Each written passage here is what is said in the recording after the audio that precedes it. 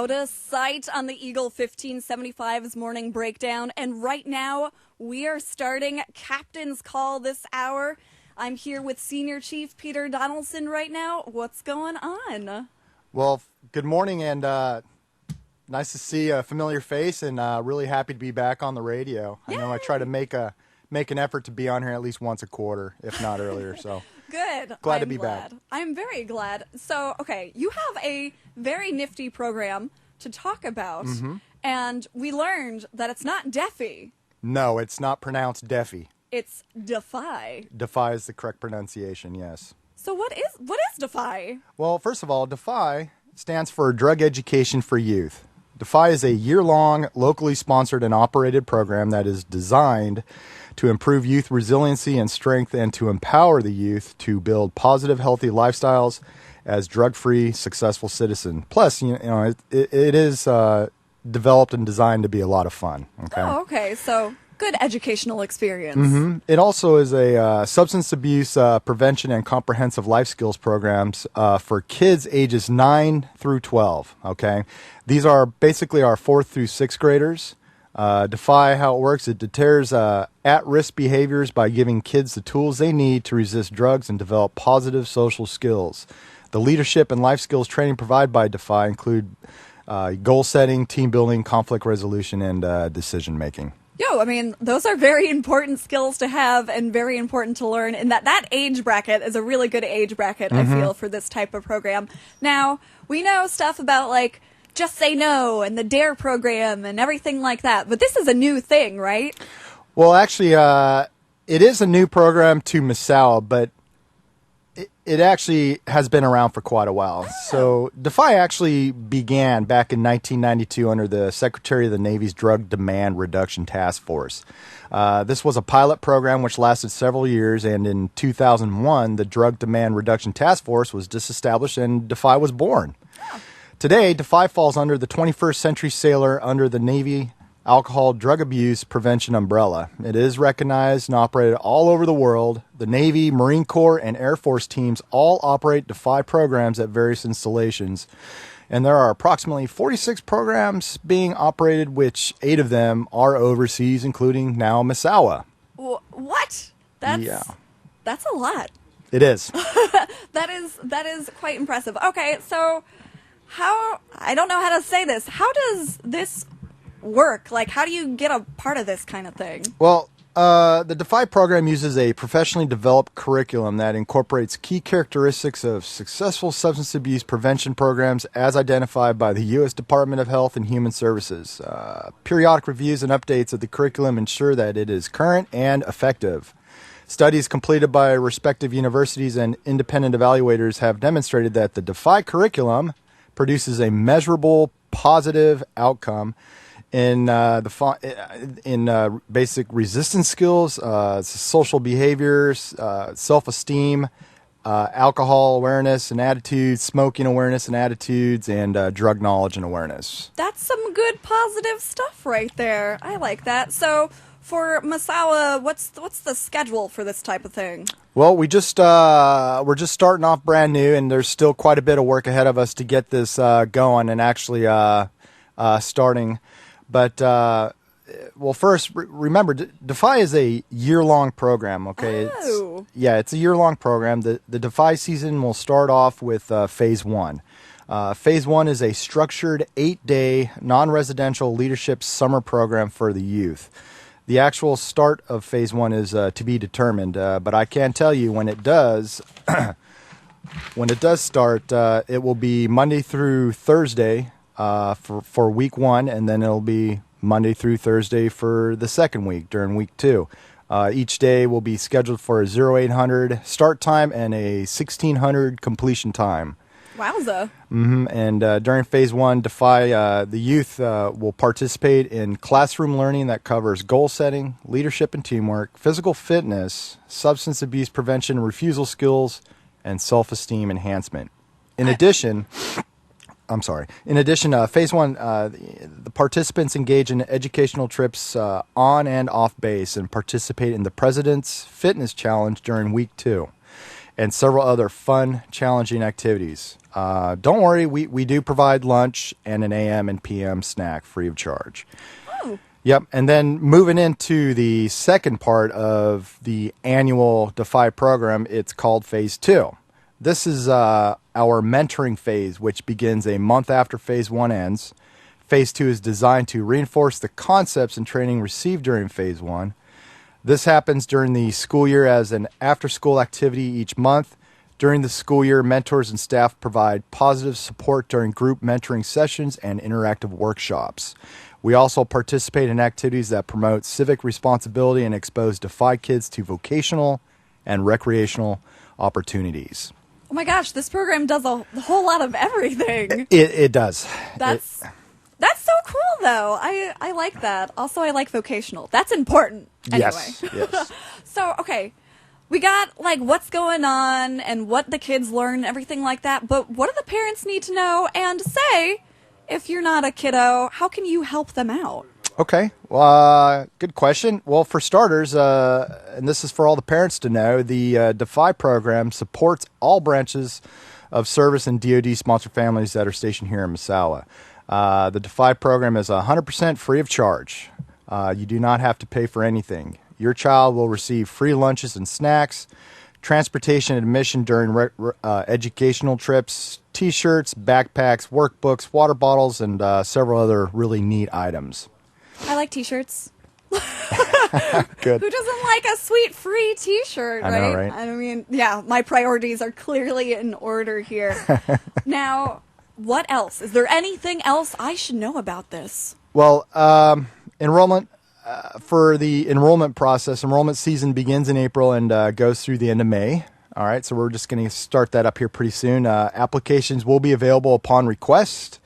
I'll explain how that process works here in a little bit. We are also looking at other ways to make applications available to help ease the process. So we're currently working with the schools right now as a good advocate to help out, try to get those applications rolling. Excellent. For interested families. Well, we are looking for a lot of volunteers. The backbone of the Defy program is through mentoring during Phase 2 especially, and that's through the school year. Mentors do not replace parents, but provide our youth with an additional positive adult role model to interact with. Mentoring is hard work, and as we all know, and volunteers need to understand that the youth participants in the program are looking for solid commitment. Positive adult role models do make a difference, and volunteering to help with Defy is very, very rewarding. Not only do the youth benefit, but volunteers themselves get something out of participating as well. Everyone's willingness or your willingness to invest your time and effort in the future of our nation's youth are definitely key to Defy success. So please, if anyone out there is interested and would like to help or would like to know more about the program, please contact us. Active duty, Navy, Air Force, Army, adult dependents, it really doesn't matter. We're also looking for junior staff members as well.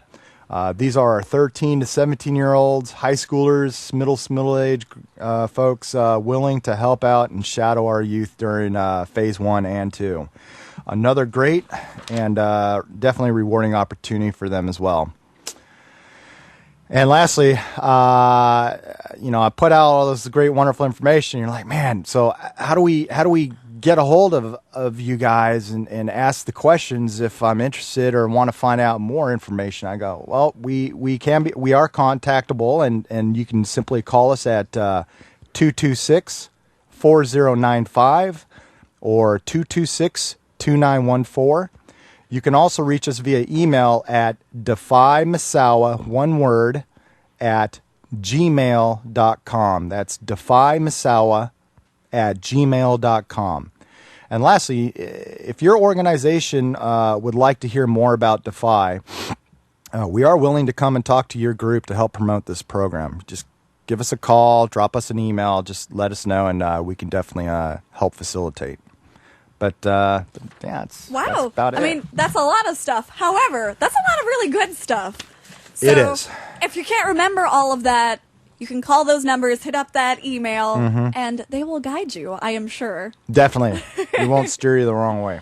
Thank you so much for coming in, Senior Chief. I definitely appreciate it. Well, I appreciate being here, and thank you. Aw, thanks. Coming up next, we've got some Sheryl Crow, and the Captain's Call will continue.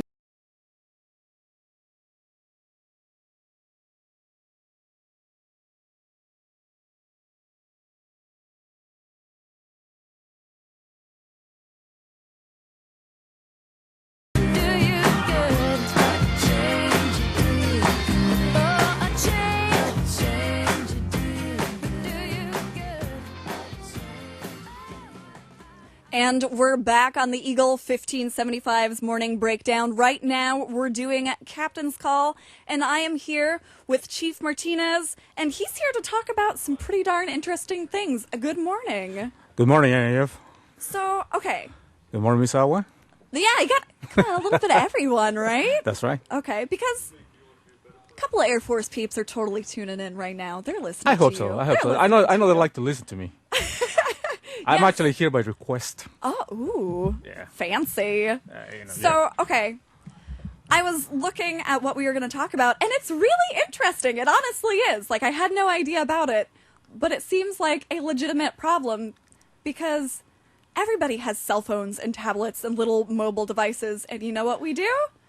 We look down at it in our hands, so we're constantly, like, tilted forward. What does that do? What it does, well, the first thing is that the term that is given is text neck. Text neck. Text neck. It was actually discovered about 2 years ago by a chiropractic physician named Dean Fishman.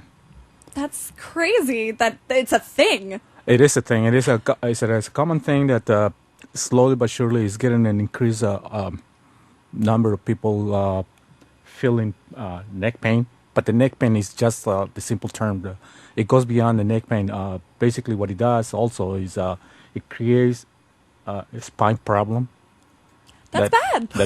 That if untreated, basically is going to modify your natural body posture. Oh, Yes. so it's more than just like, because people are always like, hey, stand up straight and don't slouch and everything like this, but this is a totally different thing. It is. And beyond the deformity that it can create on the neck, it would also will decrease your lung capacity. Because if you think of it, your shoulders are being bent forward, and it's kind of like you're hugging yourself. Therefore, you're decreasing also your air lung capacity. I didn't even think about that. Yeah. That's, no, I need lung capacity. I've got PT tests to do.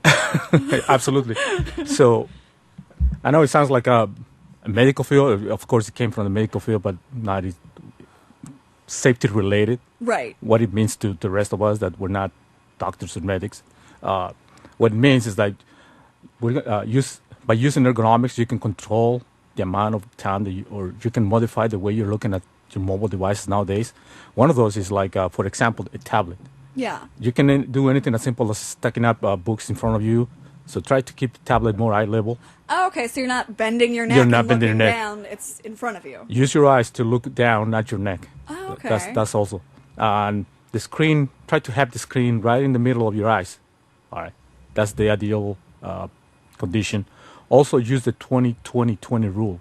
That is, if you're looking at something for 20 minutes, at a screen for 20 minutes in this case, use 20 seconds to look forward 20 feet away so that you're also stretching, per se, your eyes. Oh, okay. And your neck, too. That is very important because, like, for my job, we sit in front of our screens and edit a lot of video. So sometimes you're staring at that screen for a very long time. Absolutely. Just to give you some perspective, what it means to not have your head on a natural body line position. Mm-hmm. If you when you do bend your neck at a 30-degree angle forward, that means that you're actually holding an average of 40 pounds. Oh, what? Yes. Did you say 40? 40 pounds. That's a lot. When your neck is actually, your chin is actually touching your chest, it's actually 60 pounds that you're holding. That's kind of like equivalent of an 8-year-old kid, average. I don't need an 8-year-old kid on my shoulders. I don't need that. Yeah. So that's my tip of the day. The best application for your for the group that is the the most affected by this condition is between teenagers and younger adults. Oh no! Because obviously we they're love the ones technology.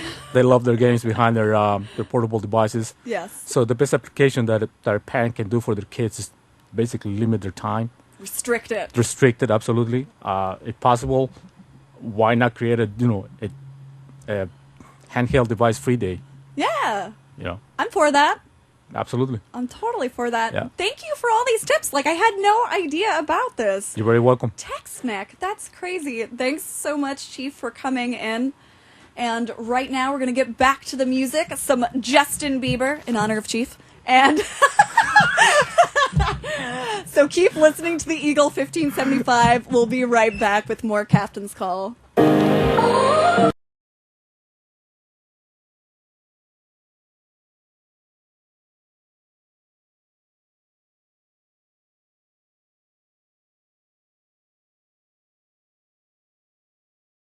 1575's morning breakdown. Right now, we're doing Captain's Call, where all of Navy's leadership comes in to tell you about exciting and things you should know. Right now, I'm with CMC Snyder. How are you doing? I'm doing very well, thank you very much. I hope I can live up to that exciting pitch that you just gave everybody. You do have exciting things to talk about and informative things. They can be one and the same. Absolutely. Yes. All right, so getting started, I'd like to talk about Compass. For those of you who do not know what Compass is, it is a course offered by Navy dependents for Navy dependents to teach you everything that you may not even know that you didn't know about the military life, and things that you need to be aware of as a military dependent. The current Compass class is going on as we speak this week, Tuesday, Wednesday, Thursday. Today's the last day. They graduate today. The next class, in case you I think you should be interested. Yes. If you have not yet attended Compass, or haven't attended Compass for quite some time, it's a class that we teach, I think, quarterly. But the next one, for some reason, is not until the last week in October.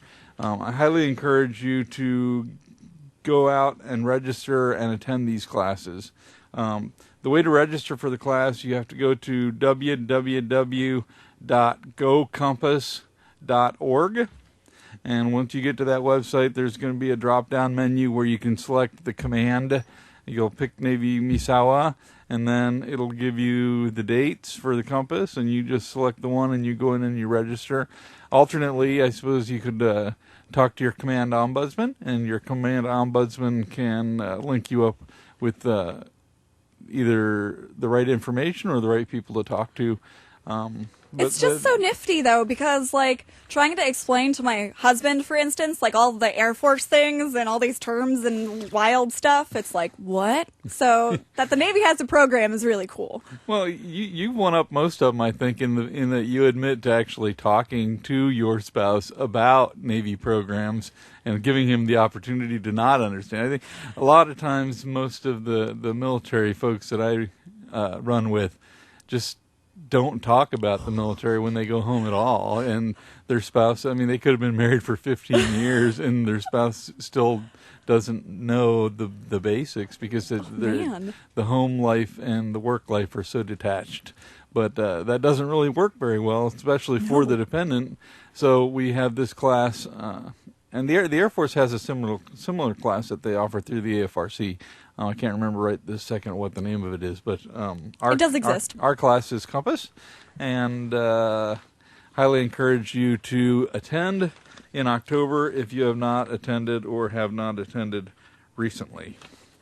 Awesome. Moving on, just a reminder, I think it was last month on the radio program, maybe it was the month before last, when I was talking about Sure Start, a program that's offered about it. I recall. Through Solars for 4-year-old children, primarily from the E5 and junior demographic. There are also some other criteria that they use as to select the candidates. Right. I just wanted to make sure everybody was aware that they will start accepting applications for Sure Start on the 1st of April at Solars. So If you need the application, you can reach out to Solars. They can give you the application, or you just go to the front office. I'm sure they would be able to help you fill that out at the front office at Solars. But starting on the 1st of April is when they're taking applications for Sure Start. So if you have a child that will be 4 years old during next school year, and you are from the target demographic, E5 and junior, or the long list that you can find on the internet, please get out there and register. I got the impression that they were somewhat underutilized this year. Oh. I'm not sure why I had that opinion or that thought. impression, but that was something that I thought. So next year we need to make sure that we fully utilize that program. It's a fantastic program. It's a great program. Yeah. Definitely should be used. The next thing on my list here is the annual motorcycle briefing on the 30th of March. The true sign of spring. Yes. Well, aside from the flowers coming out and the weeds starting to grow in my flower bed. True that. Yeah. The motorcycle briefing on the 30th of March at 1500 in the Officers Club Ballroom. And that is not just a Navy thing. That is Navy, Air Force, civilians, anybody associated with Misawa Air Base that will be riding a motorcycle this year must attend that motorcycle briefing on the 30th of March. Okay. So please make plans to get out there. And then just know that motorcycle riding season begins on the 1st of April. Woo! Right? So do not ride a motorcycle until the 1st of April. Just Darn it. because you complete your motorcycle briefing on the 30th doesn't mean that at 1600 on the 30th you roll out of there, jump on your bike and go. You can't. So 1 April is when the motorcycle season starts, so that's when you can start riding. So at 0. Sure. If you're motivated to get up at midnight and start riding a motorcycle, that's on you. Okay. And then as a caveat there, well, that's a segue, I suppose, into a discussion about driving, because even though there is no snow here in Misawa there's anymore, not any snow. there are still areas up here that do have some snow. So please do not change over to your summer tires yet. Please continue to drive safely and slowly and keep your head on a swivel and be safe, because the potential still exists for winter weather condition driven motor vehicle accidents outside of Misawa proper. And Yes. I would venture to guess that quite a few of our people are still going out on the weekends and driving outside of Misawa proper. So for sure. or Ski trips. hopefully, anyways, yeah, if they can still find some. I know, right? A plug for the Navy Honor Guard. Ooh, yeah. Tell me about that. Give me them sweet details. They were about 16 strong. Most of the members of that team that have been long-standing members have since transferred. That is a volunteer team. Everybody that is there as a collateral, as a volunteer thing, and they are actively soliciting personnel to join up with that Honor Guard detail. So if you would like to be part of the Navy's Honor Guard, please contact Petty Officer Milkarzik at AIMD. So He's a nice guy. He is, lovely fella. Yeah, so please reach out to Petty Officer Milkarzik at AIMD and get signed up and get involved. Excellent. I think that's an awesome opportunity. Also, it makes you look really sharp. Yeah, well, hopefully, I'm not sure if the detail makes you look sharp, but it does allow you the opportunity to present the military very smartly. Yes. So everybody loves to see an honor guard out there snapping. It's true. Yeah. Next, yesterday afternoon, I became aware of the fact that apparently we have some Navy spouses out there who still are not aware of the NEO process, what NEO even stands for, or what a NEO package is. So I didn't know. I will take this opportunity to once again inform everyone out there that NEO, which stands for Non-Combatant Evacuation Operations, is very important. Every command, every Navy tenant command and NAF, of course, has a NEO coordinator. If you do not have a NEO package, you should, right? Actually, you shall Yes. is more to the point, right? So please talk to your command's NEO coordinator, get the paperwork, get it filled out. Because the time to prepare for an emergency and prepare for an evacuation is not on the morning of, right, when they start announcing on AFN, please go to the Mogoteki Ballroom with your NEO package and get ready to go. Bring one suitcase and, that is not the time to pull all of your hair out and start racing around looking for all of this stuff. The time to prepare is now. So please, if you don't know who your NEO coordinator is, talk to your command senior enlisted leader, or if you're a dependent, please contact your command ombudsman, and they can point you in the right direction. You got to get that package, get the process started, and get everything ready to go. Because, this Friday is the 5-year anniversary of the big earthquake where we had the tsunami, and there were some non-combatant evacuations that were associated with that. For those of us that lived through that, I can tell you that on the morning of March 11th, or even at 1 o'clock in the afternoon on March 11th, right before the earthquake struck, the last thing on everybody's mind was evacuating, right? And then suddenly there was this need for your NEO package to be completed, right? So it was great that a lot of people already had that done. And those that didn't have it done learned the hard way or wished that they had it done. So if you're a dependent, please have that conversation with your sponsor and say, hey, honey, where is our NEO package? And if they give you the deer in the headlights look, then both of you hand in hand together, go to the command NEO coordinator, get what you need and get started. Kind of as a wrap up, talk about the Snow Bowl that happened last Friday. Yeah, very exciting. It was more of a no snow bowl than a snow bowl, but the conditions were chilly out there anyways, and we had a great time. There were 8 teams, 4 from the Navy, 4 from the Air Force. The Air Force reigned victorious. The last 2 teams in the tournament were Maintenance Group and Med Group, and then in the final match, Med Group came out on top.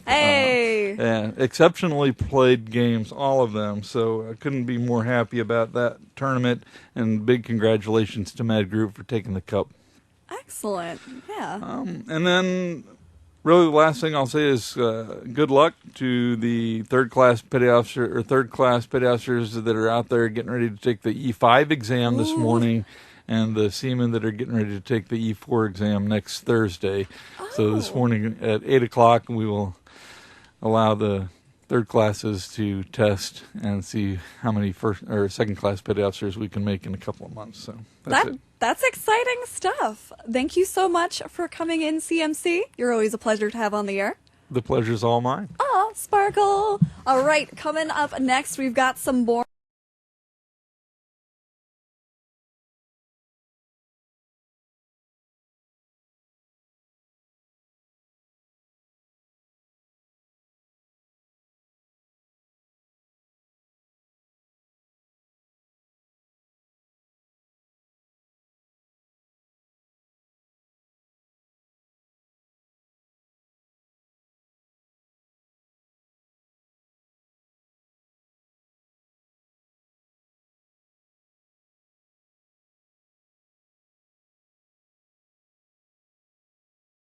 Doing, sir? Doing good. Thanks for having me this morning.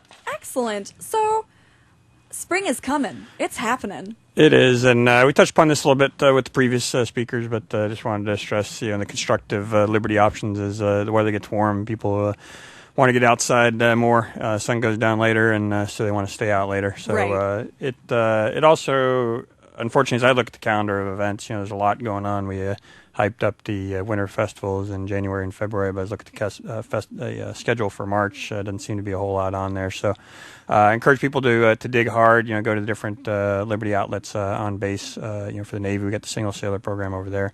Even if you're not a single sailor, still encourage people to swing by there. Mick is a great resource for all things liberty. There's also our the NAF Massawa Facebook page. We got the notes section has some slides on different events that are going on in the local area.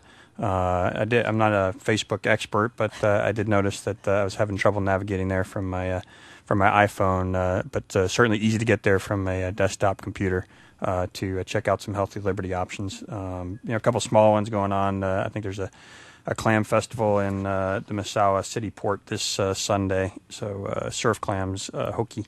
And then I think weekend after next is the salmon release festival. So a couple local things going on, not as active as it was previously, and I think may not be as many until we get into the Cherry Blossom Festival or season, which will hopefully come sooner rather than later. So just encourage everybody responsible liberty options, and don't get crazy just because the weather's warming up. So. That is very sound advice. Do not go crazy just because the weather's warming up, even though I'm very excited about the early sunrise. You're probably the only one, so that's because you have to get up with the sun. But yes. The other thing I want to stress is for sexual assault prevention, at least here in Massawa, it seems like historically our numbers for reporting seem to go up a little bit in the warm weather months. So, in a lot of the control measures that work for preventing liberty incidents also help with sexual assault prevention. And so, I just want to stress that responsible use of alcohol is one of the big ones. So, it's a recurring theme, certainly in the Navy and I believe in the Air Force as well, in terms of contributors to sexual assaults. So responsible use of alcohol, and then if the individual's control measures for their personal liberty get out of control, then the other key ingredient is bystander intervention. So making sure that something doesn't look right, that you step in and doesn't necessarily involve wholesale intervention, but just a small nudge in the direction that the events are going that evening could be enough to turn a sexual assault into something better that will turn out much better in the morning. So please keep that in mind as well. So. Yes, that is very good advice for sure. All those things kind of tie together. They do, and like I said, responsible use of alcohol. It's the Navy's policy, and yes. when I brief the USFJ Liberty policy, that's what I tell everybody. If you don't really need to know the rules, if you just follow two simple things, which is use alcohol responsibly and follow the motto, nothing good happens after midnight, then you'll never run afoul of the USFJ Liberty policy. So yes. The other thing I wanted to touch upon is the Navy recently sent out a new family readiness program instruction. So it's OPNAV 1754.8. If we did, in fact, get all the dependent emails correct, Master Chief Snyder should have sent an email out to all the NAF Massawa families, and I think the senior leaders from the other Navy commands here at Massawa should be doing the same shortly. The real things I wanted to stress is that we've gone from, and it's somewhat tied into what Master Chief Snyder talked about in terms of getting a hold of people in emergency, either widespread emergency or localized, even localized when we talk about individual families. We've gone from this optional mode of give us your spouse's contact information into now it's mandatory, we got to have it. Any information flow, it also details exactly what information we need to convey to the commands rather than leaving it up to the individual COs or CMCs. But the majority of that should be coming through the Ombudsman. Most of our spouses are already on the Ombudsman contact information, so it should be very minimal changes. But the other thing that gathering that information that's stressed, and once again ties back into the March 11th earthquake discussion, is NFAS, Navy Family Accountability and Assessment System. Every sailor's in there, and NFAS is not going to, that word is not going to surprise any sailor that's listening to this radio call. But one thing that will surprise them is that you are not allowed to put your own contact information in there for your spouse. So you need separate and independent contact information in there for your spouse. And as we did the data call to try and inform people about this new family readiness program instruction, we unfortunately discovered at NAF, and I'm sure the other Navy commands are no different, that many people had just cut and paste their own cell phone number into their wife's or their own work email address into their wife's email contact, which does us no good if they're TA'd to the States and an emergency hits here locally and we need to get a hold of their family.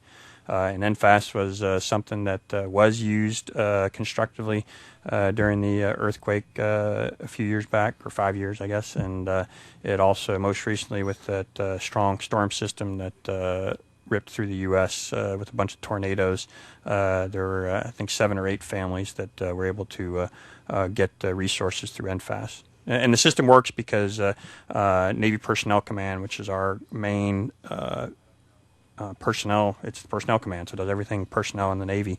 When disasters hit, they reach out from Millington, Tennessee so they don't wait for me or the Master Chief to say our command needs help. They immediately reach out to the families through that system. But if they don't have contact information, you're not going to get the help. So. Right. Wow. I didn't know about that. And that help includes money. So if you need money, that's where it's going to come from. So.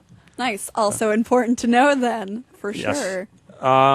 And so another thing that's coming up is it's been quiet last few months on the Navy ramp, but we, along with springtime, we're going to get a lot of growlers and P-8s up here. So we're going to have a lot of sailors running around fixing those airplanes, which means that Navy Gateway Inns and Suites is going to be pretty darn close to 100% occupancy. So we've not been there in my time here. So the one thing I wanted to stress, I just signed out some revised kind of guidance or rules on how we're going to allocate rooms over there at NGIS. The main thing for those listening that I wanted to stress is if you are PCSing out, it's going to impact you. And if you're a sponsor for sailors or families PCSing in, it's going to impact you. For single sailors, E5 and above, the big impact is we're not going to give you an NGIS room anymore. So you're still entitled to live out in town, but when you PCS in, we're going to put you in our barracks. And you can have a room in our barracks until you have a house out in town, and then you can move out. No strings attached there, but it saves us the NGIS room. And the same thing in reverse. When you're getting ready to PCS out and you move out of your house out in town, we're going to give you a barracks room rather than an NGIS room. Only difference is you don't get coffee in the morning. So, but still the same room, still the same beds. And then for the families,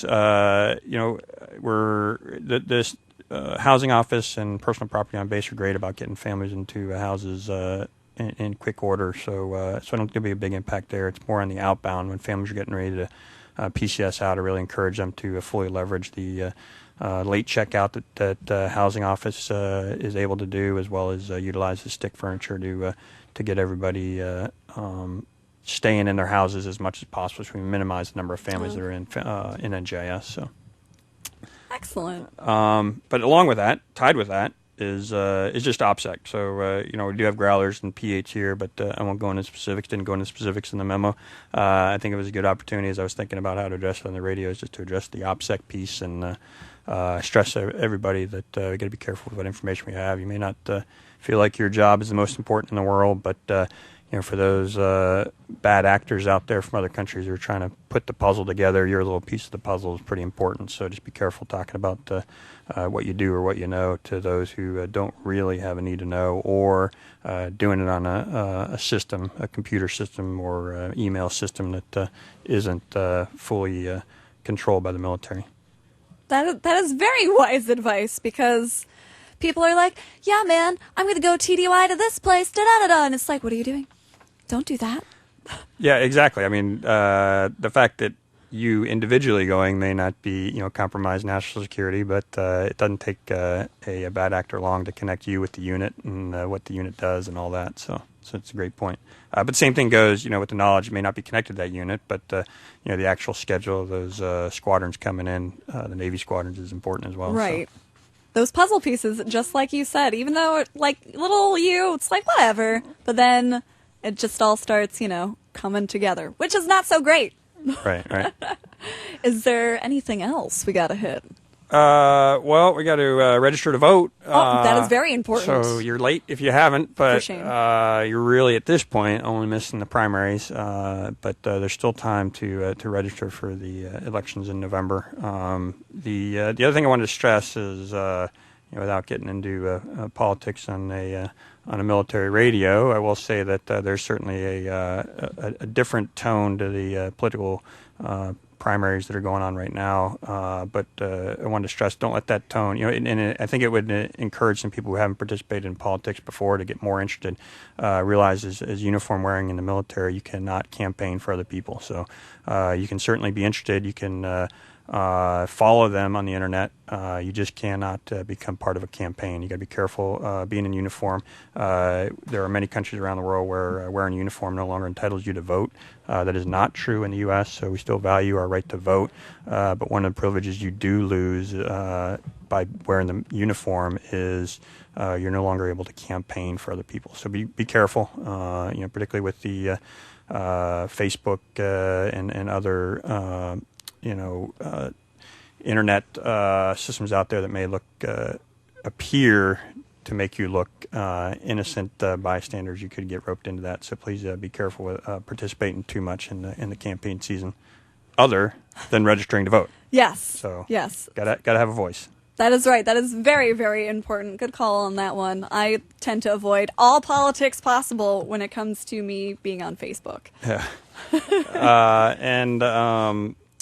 So Senior Chief RPAO just threw a couple sheets at me with the since I wasn't able to get to the Liberty stuff on my iPhone, but one of the big things is the Single Cellular Liberty calendar, which has the standard stuff going on Sundays, Mondays, and Fridays that Mick puts on, and he also does Japanese classes and does some dining and cooking events on Wednesdays. But the big thing with Mick's calendar, and why I always encourage people to go over there and talk to him, is many of the days and the weekends are labeled "Just call us about last minute Liberty." Airman Extreme has a great program, but I think Mick being smaller and a little bit tailorable, his big thing is that he doesn't schedule trips as much as just wait, and he has a menu there. You call him up, and he will take you with our 15 PAX van pretty much anywhere in Aomori you want to go. So. And then there's also apparently a Sendai Comic Con tour that is available as well. So look into that. Great Liberty options out there, but you can't partake in them if you don't know about them. So that's right. Very great. Also, I really do like the last minute Liberty thing. It's like, hello there, Mick. We want to go on a trip to this place. That cool? Yep, absolutely. Cool. And it's worked well. He started it last winter with respect to ski trips, and it was such a success there, just being able to, because maybe the time and location didn't work for people, but just people being able to pick the mountain that they went to worked so well that now he does that pretty much year round. So that'll be true throughout the summer and spring here for a lot of the events that he has available. So just go over, check out his menu, and figure out when you can do what he has to offer. So very excellent. Is there anything else we need to hit, sir, or have we done it all? Just the exams. So as Master Chief said, they're already checking in over at the Officers Club for the E5 exam. So hopefully everybody's doing well. They're obviously not listening to the radio anymore, but at least I hope not, or else they're late. So at this point, I'll wish luck to the sailors next week taking the E4 exam. So.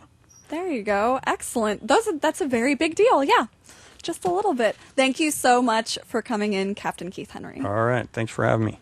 And, of course, in awesome Navy fashion, we're going to close out with some Kenny Loggins' Danger Zone. So keep on listening to the Eagle 1575.